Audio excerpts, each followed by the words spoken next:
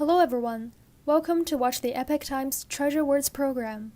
We have invited this time Mr. Ming, living in America, a former mainland entrepreneur. Why have we invited him? Because our last two episodes were about the exiled doctor Enver Toddy from Xinjiang.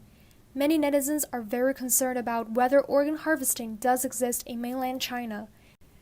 So today, Mr. Ming, who went through grave danger and now escaped to America, he is a Falun Gong practitioner living in the U.S.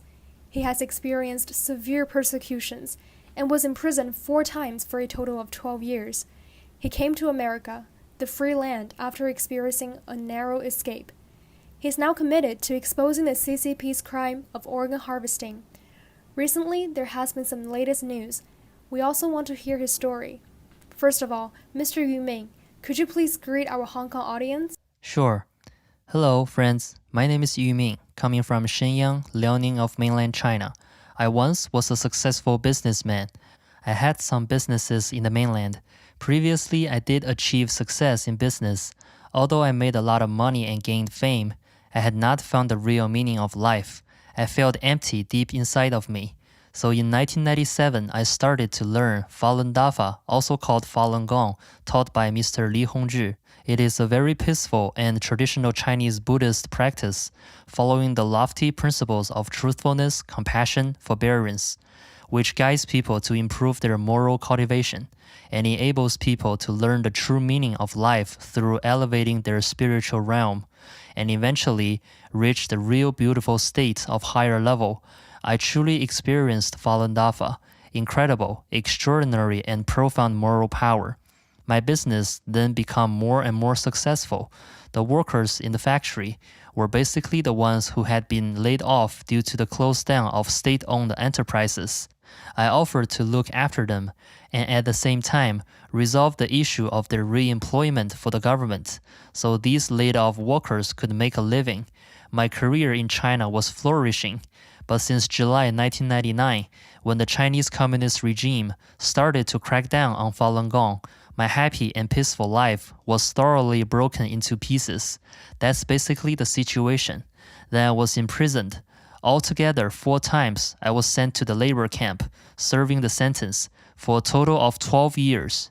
Then at the end of 2018 and the beginning of 2019, I did some investigation in China about the CCP's abuse of human rights. After obtaining some evidence, I could not stay in China, so at that time, I had no choice but to flee China. I stowed away because I could not get out then. They canceled my passport, so I ran to the border and stowed to a third country, then arrived in America. Very fortunate. With the help of many people, I finally came to America. That's pretty much the situation. Right. Now in Hong Kong, there have also been a batch of people in exile like yourself, because many people have been treated unfairly. They have already started the journeys to exile in many other countries. I have read many international media reports about your story. To get them to believe what had happened in China, what challenges have you encountered? Indeed. Especially when the CCP started persecuting Falun Gong at the time, it has used all sorts of means, a combination of ancient, modern, Chinese, and foreign methods of persecution. It is also in secret. Therefore, there are many things that the international community is not aware of at all. Many people have also been investigating and found that those things are all covered up by them.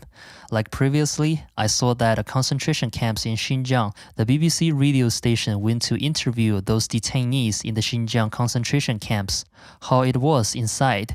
Those who were under slavery and threat dare not tell the true stories, so what people get is all fake information. The CCP simply used this to cover up and deceive people, so many things have not been exposed. Before I left mainland China, I also investigated into some of their abuse of human rights, including live organ harvesting. At that time, I didn't believe it. Either as a normal person, how can you believe that a country, a government, it's a government action, obtaining the organ from a live person? When a person dies, his organ may lose some of its functions, not fresh or whatever. Just imagine, when a person is still alive, they remove the organs without using anesthetics. A normal person would simply think unbelievable. I didn't believe it either, but I also read many reports. I was also being blood tested frequently during the time I was imprisoned. Being tested, some policemen even told me blatantly, just wait and see, you will be killed today. Or such and such, they said those things. With many doubts on my mind, I went to quite a few hospitals in China to investigate these things, but upon getting the first-hand evidence, it chilled me to the bone. I dare not tell anybody about this. Back then in China, I took many videos and filmed a lot. Upon getting them, I just felt that I could not reveal it in China. I had to leave. So just because of this major reason, I finally fled China and came to America, this free society. Then I can expose these things. When you look at these things, you would really feel incredible. I have seen many reports about Nazi Germany persecuting the Jews during the World War II. At the time, some people escaped to America and told some judges and lawyers about how the Jews were persecuted in the German concentration camps. Nobody believed it then. How could that be possible? But the earlier these things can draw people's attention, the more people's lives may be saved.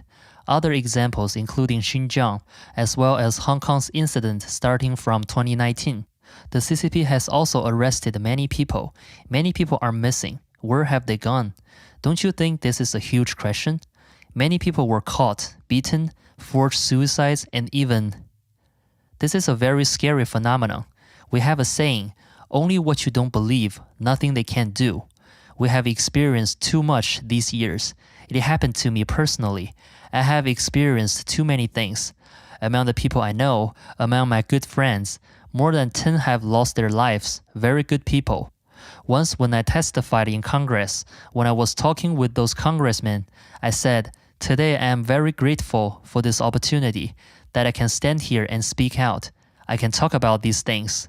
But there are some people, they could never tell what happened to them. Those who were cruelly persecuted to death. Isn't this a question everyone should think about it?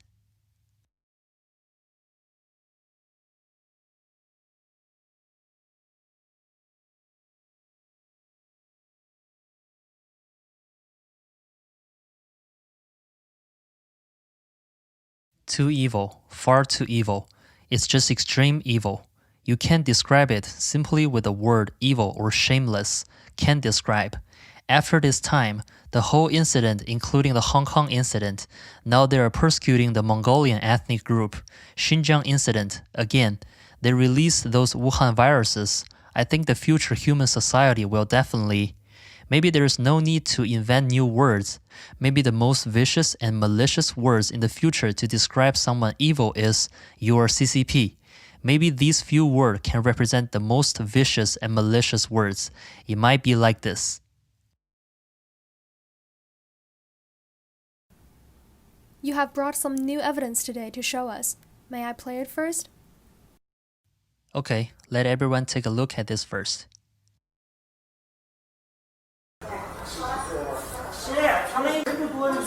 他是做的手术，他是肾移植，肾移植。多少钱啊？那看啥时候做的，多少年代，哪个年？他是以前做的，我4个月，在这儿做的中，没问他在哪。做了，昨儿我在这儿做，你在这儿做，做的什么呀？做的肝移植。是吗？他那个8.1，你那个还是3.几。你做的怎么样？挺好，我这次就是吃东西，在家做用眼贴了，整出毛病来了。你什么时候做的呀？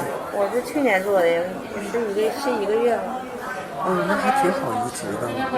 那你那个还行，还等到了。那时候去年高可多了，今年不行。是吗？8.1也不低呀。那你那是干啥呀？等一会儿出来在那，在这等着，一会儿走了就没有。你那别着急，你不怕，你问他，他就给你出招了。没事儿。你那怎么等到的呀？肝儿啊，你上这儿来排呗，他就给你整，大夫就给你想。多少钱？等会儿，那我给你打给他，快去。那个高肯定是要你那块多少钱？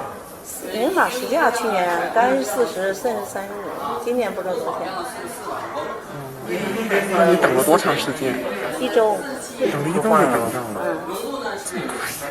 去年可多了。今年好像他们这军队管理有点保守。去年可多了，肾一天都换2、3。那会不会有病啊？这人？那能吗？得健康的人才能给你换，那得负责任啊。你没问他怎么来？不用问，人也不用跟你说多大年龄、啥人、男女都不用跟你说。他认为健康，你合适，你的枪够用就给你，他枪用就给他，还得血型不一样。这么快啊！今年有病。那一般的家庭？哎呀，你救命了就不考虑钱了。Thank you, Yu Ming, for providing this video. Can you explain the background of the source of this video? These are scenes recently captured by our investigators. They are still collecting from various hospitals all over China. These pieces of evidence of the CCP's harvesting of human organs. You see in this video, it says last year, the liver, kidneys, and other organs came from many sources. Then these human organs, our investigator asked, could those human organs come from sick persons? Then she, who just had the transplant of the liver, she replied, how could it be? It had to be a healthy human organ. In order for the doctor to do the transplant for you, the doctor has a duty on the money that you spent. Then we asked her how long she had waited. She said 1 week. She just waited a week and got a liver. It was that fast. What does this indicate? And this only happened last year. Last year, there were a lot of livers. Last year, the price was quoted. Liver was $400,000 and kidney was $350,000. Why were there so many livers last year? We had also discovered last year, especially since the CCP suppressed Hong Kong, so many people were missing in Hong Kong. And last year, there were also a lot of those organs. Think about where they could have come from. Our investigation directed us to this. It was publicly reported by the mainland, including the case Chen Jingyu from Wuxi, who did the lung transplant. He said he got this organ from Guangdong on 10 March. He got the organ from Guangdong. It took a few hours to deliver to Wuxi. He did this operation, which lasted for a few hours and so on. There were also reports of several other operations, and all the organs were obtained from Guangdong. The organ donation system in China is far from perfect. We went to the Red Cross hospital to investigate and told them that we were there to find organs. There was only a sign on display. A staff there took the initiative to tell us that they just hang up a sign and in fact didn't start this business at all.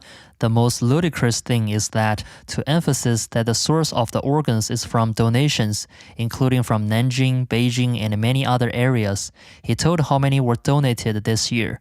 Then we made calls to investigate further, or we went to talk to them directly on this matter.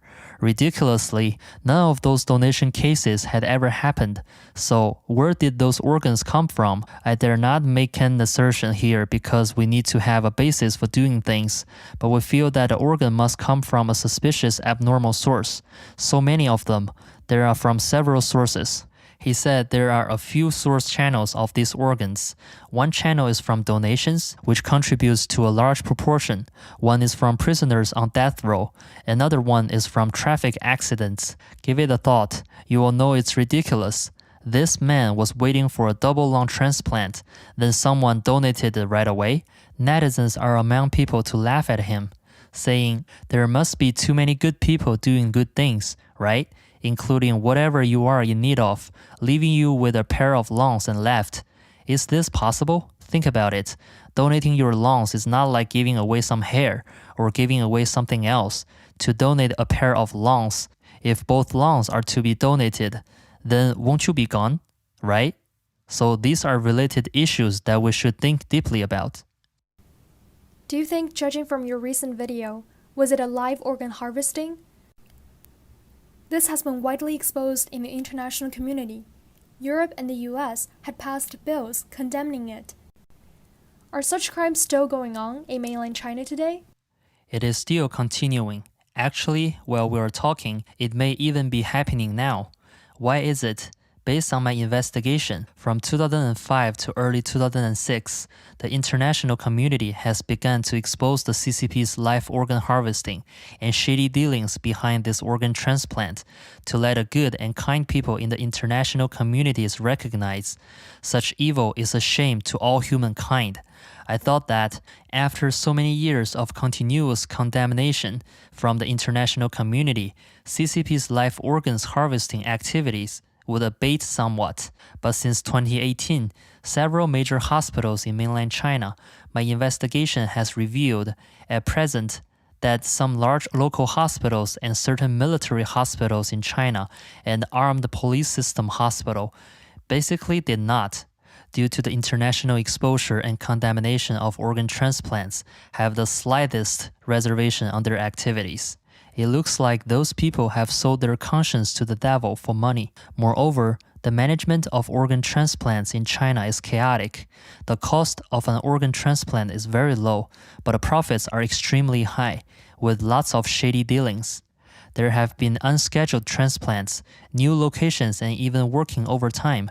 Oversupply prompted hospitals to do promotions for quick and low-price sales, including our Beijing 309 Hospital, Armed Police General Hospital, the 307 Hospital, and including Beijing University People's Hospital. During my investigation, the price remained basically the same.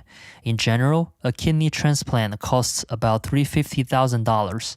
If a transplant was needed, more options were available for type A blood, and if you were sourcing a liver or the kidney, you just need to give the attending doctor an extra sum between $50,000 to $100,000. He will find a match for you right away. Basically, there wasn't a need to wait. From our investigation on kidney transplants, the oldest patient was 78 years old, and the youngest was only 3 months old. Then they could do a joint liver and kidney transplant or a joint pancreas kidney transplant. This was from their introduction. An ordinary young surgeon has done more than 800 such liver transplants. Some have done thousands of cases. We have documents to support these facts, including videos, names of those doctors, their profiles and photos, including which hospital performed those organ transplants. They have security or armed police on guard at the entrance of the transplant surgical department, standing on guard at the entrance throughout the entire surgical process. All unrelated persons are not allowed to come close. In Beijing, you will see a big sign at the PLA 309 hospital with the words Army Transplant Center written. This big sign is eye-catching, just right there. Sometimes, when these things are not mentioned, we don't even realize their existence. People nowadays may be more aware of the things around us or have more concern about what is happening to their relatives and friends, whereas what happens to other people, they would be less attentive. Especially in China, where information is still blocked, people may not even want to know. Even if he wants to know, he doesn't have the channel to do so. No way for him to find out. It is scary, really scary to hear these things. I'm not representing any group, any faction, or any stance when I speak. The problems we are facing today has actually surpassed all political opinions. We must realize that the CCP and the threat of communism is becoming global. If a district has been successfully eroded, then it will quickly threaten any other surrounding area and bring about a devastating disaster, right? Presently, the Chinese citizens do not have social equality and personal dignity, so their living standards are hard to improve. Their rights are even more difficult to be protected.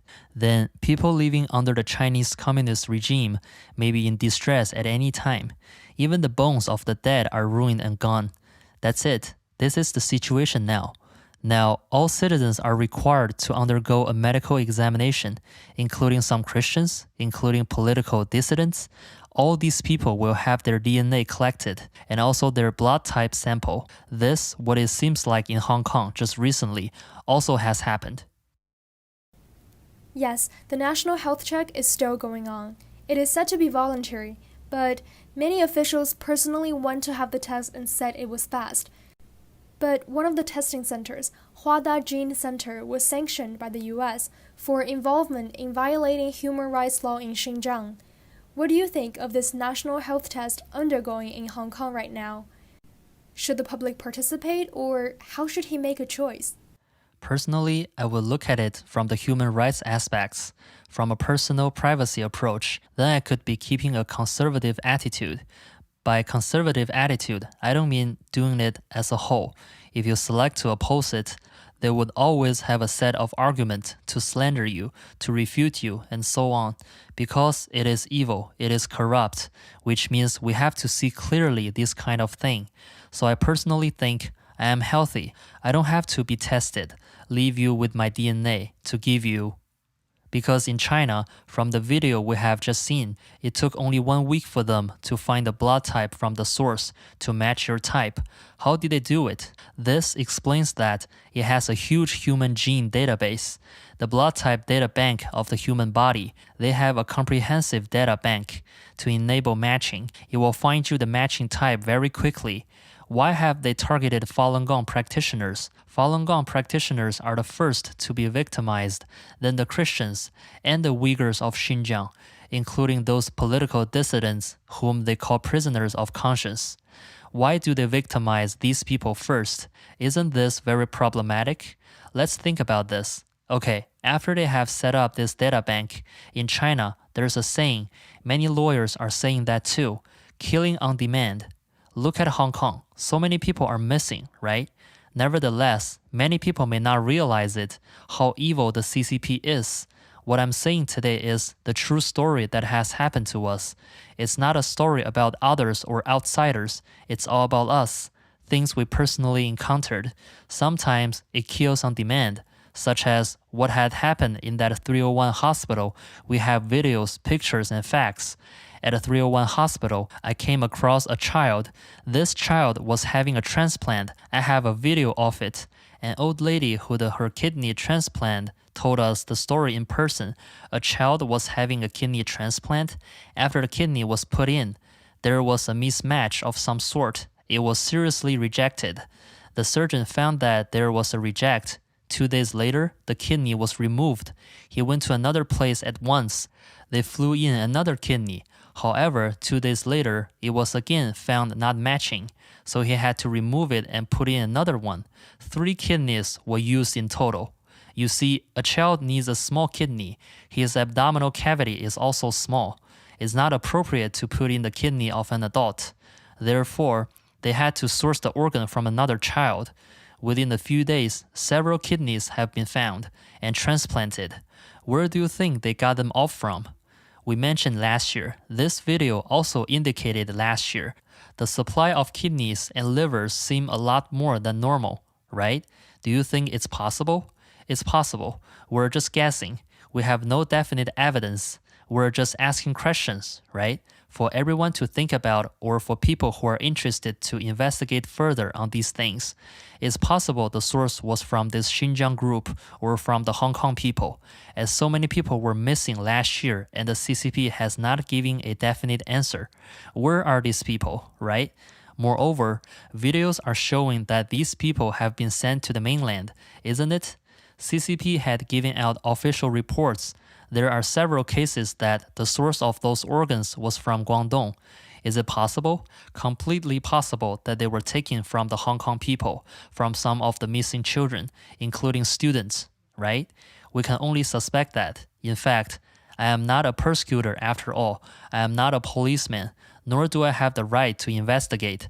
So from occasional clues we have found to explore this thing, because it's too big of an issue. These things, I also hope that those who are watching our program, Hong Kong citizens, including some righteous people, can help to investigate on this matter. Yes, it needs some courage for Mr. Yu Ming to say this. I know even the lawyers who represented you, including Wang Yu and Wang Chunzhang, have become human rights representatives who everyone is concerned about, because Wang Chunzhang is considered the last lawyer in 709. He was released from prison and is now living under surveillance. But he's like living in another prison. How come you have such courage? I know many people, they know the truth, but they dare not speak out. Yes, how do you have such courage, not only to disclose the truth you have seen, but also go further to carry out investigations. Let me tell you, this is my mission and responsibility. Mission and responsibility. Why around us are people who are in this dangerous situation? When I just came out from the mainland, that was before I came out. A friend of mine, of course, he's also a Falun Gong practitioner. He described to me that he was once taken to a hospital, how he was treated and his organ was almost harvested. He was almost harvested alive. He was in a condition of hunger strike at that time. His liver or his kidney were already matched. He seemed to have a little fatty liver at the time. Subsequently, because he went on hunger strike, the creatinine may exceeded the normal level. Finally, he was taken back. That day, he was given anesthetics. He was given a hamburger. It is a hamburger like those in KFC in China. And said to him, "Eat it now. After you have eaten, we'll release you," so and so. After that, he was taken to a police van and sent to a hospital. He was told that they were taking him to hospital for a body check, asked him to eat and would release him. At that time, he thought that they would let him go. He ate the burger, but found himself unable to move. They must have added drugs into that burger. He was unable to move all over his body, but his mind was clear, wondering, how did this happen to me? He was unable to move at that time. The police car took him to that hospital. Upon arrival, he was given a full body examination and blood was drawn. Consequently, he was pushed into the operation room. That was the situation at the time. He personally told me about it. I've also recorded some video of him. However, I can't show it to the public because he is still in China. I can't report these incidents since these things are still happening. I know this and you know this too. Isn't this a mission and my responsibility? Shouldn't we work together to stop this evil? Don't you think so? It's my mission and I have the responsibility to reveal all these. So how did you overcome your fear? Fear actually comes naturally. Who doesn't have fear? Amid fear, I could only, in this process, continue to progress forward. Where did my courage come from? That is through my cultivation practice.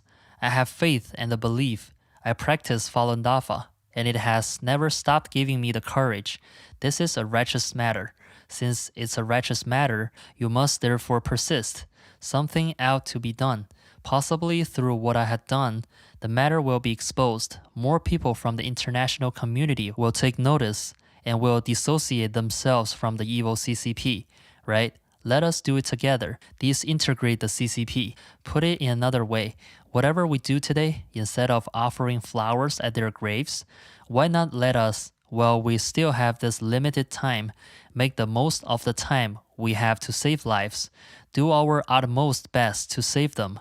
Imagine, full effort should be put into save them before evil destroys them. This is what we should do today.